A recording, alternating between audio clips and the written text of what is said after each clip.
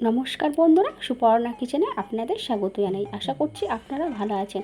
আজ বানিয়েছি কুমড়ো দিয়ে বেগুনি রেসিপি। আপনারা তো বেগুন দিয়ে বেগুনি করে খেয়েছেন, একবার হলেও কুমড়ো দিয়ে বেগুনি করে দেখুন। আর আপনাদের অনুরোধ রইল পুরো ভিডিওটা দেখার জন্য। কুমড়ো দিয়ে নিরামিষ বেগুনি। আর এই রেসিপি যদি ভালো লেগে থাকে তাহলে লাইক কমেন্ট শেয়ার করে দেবেন। আর যেসব বন্ধুরা নতুন দেখছেন এখনও আমার চ্যানেলটাকে সাবস্ক্রাইব করেনি, তাদের অনুরোধ রইল আমাদের চ্যানেলটাকে সাবস্ক্রাইব করে দেওয়ার। আজ শ্রাবণ মাসের সোমবার, আমি বেগুন খাবো না, তাই বানিয়ে ফেললাম কুমড়ো দিয়ে বেগুনি রেসিপি। আর এই কুমড়োর বেগুনি অসাধারণ খেতে লাগে। আর কুমড়োটা হতে হবে মিষ্টি। যত মিষ্টি হবে কুমড়োর স্বাদটা ততই সুন্দর বাড়বে। আর আপনাদের অনুরোধ রইল পুরো ভিডিওটা দেখার জন্য। আর ভালো লাগলে লাইক কমেন্ট শেয়ার করে দেবেন। আমি এখানে সবার প্রথমে বেসন নিয়েছি আর কর্নফ্লাওয়ার, 1 টেবিল চামচ কর্নফ্লাওয়ার নিয়েছি। ওই চামচ 1 চামচ চালের গুঁড়া নিয়েছি, স্বাদ মতো লবণ, হলুদ গুঁড়া, লঙ্কার গুঁড়া। আর এখানে 2 টেবিল চামচ সাদা তেল দিয়েছি।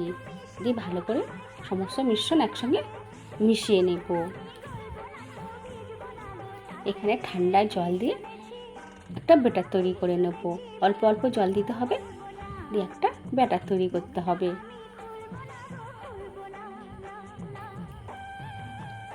কুমড়ো দিয়ে বেগুনি অসাধারণ খেতে লাগে। আপনারা তো সবসময় বেগুন দিয়েই করে খেয়েছেন, একবার হলেও কুমড়ো দিয়ে বানিয়ে খেয়ে দেখবেন। আর কেমন লাগে অবশ্যই কমেন্ট করবেন। দেখুন বন্ধুরা, ব্যাটারটা যতটাই ফাটবেন বেগুনি তত মুচমুচে হবে আর ফুলবে। আমি এখানে কুমড়ো ভালো করে পাতলা পাতলা করে কেটে নিয়েছি, আর একই সাইজের আলু আর পাতলা পাতলা করে কেটে নিয়েছি। স্বাদ মতো লবণ আর হলুদ দিয়ে আমি কুমড়ো আলুটা ভালো করে মাখিয়ে নিয়েছি, নিয়ে কিছুক্ষণ রেস্টে রেখে দিয়েছি। ওদের কড়া বসেছি, গরম হয়ে এসছে। ওখানে আমি কুমড়ো একে একে ব্যাটারের মধ্যে ডুবিয়ে আমি তেলের মধ্যে দিয়ে দেবো। এখানে কুমড়োটা আপনারা বড় বড় লম্বা করে কাটতে পারেন, এখানে আমি একটু ছোটো ছোটো করে কেটে ফেলেছি। আর যখন ব্যাটারটা করবেন বেসনে, একটু ব্যাটারটা গাঢ় মতো করবেন, বেশি পাতলা করবেন না। এইভাবে সমস্ত কুমড়ো দিয়ে বেগুনি আমি ভেজে নেব। একটু ফ্লেমটা মিডিয়াম আঁচে রাখতে হবে, না তো তাড়াতাড়ি বাইরে থেকে কালার চলে আসবে আর কুমড়োটা সিদ্ধ হবে না। কুমড়োটা সবসময় পাতলা করে কাটার চেষ্টা করবেন। যত পাতলা করে কাটবেন কুমড়োর বেগুনি তত মুচমুচে হবে আর খাসতে হবে। দেখুন বন্ধুরা কতটা ফুলেছে। আর এখানে আমার বেগুনি ভাজা হয়ে গেছে। আমি যে আলুটা কেটে রেখেছিলাম ওই বেসনের মধ্যে আমি এবার আলুটা ভেজে নেব। একরকমভাবে আলু আমি বেসনের মধ্যে ডুবিয়ে ভেজে নেব। এটা অনেকটা চিপসের মতো খেতে লাগে আর অসাধারণ খেতে লাগে। একই রকমভাবে আমি এই আলু দিয়ে এই বেগুনটাও ভেজে ফেললাম।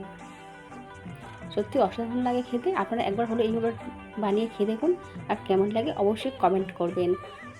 একটা আপনার সামনে ভেঙে দেখাচ্ছি কতটা ফুলেছে, কতটা খাস্তা হয়েছে। দেখুন বন্ধুরা আমাদেরটা কতটা, আর একটা আলুর চিপসও দিয়ে দেখানো। দেখুন খুব সুন্দর হয়েছে, খেতে সত্যি অসাধারণ হয়েছিল। আজ এই পর্যন্ত, আর অন্য কোনো দিন অন্য রেসিপি নিয়ে আপনার দেখা হবে। আপনারা ভালো থাকবেন, ধন্যবাদ।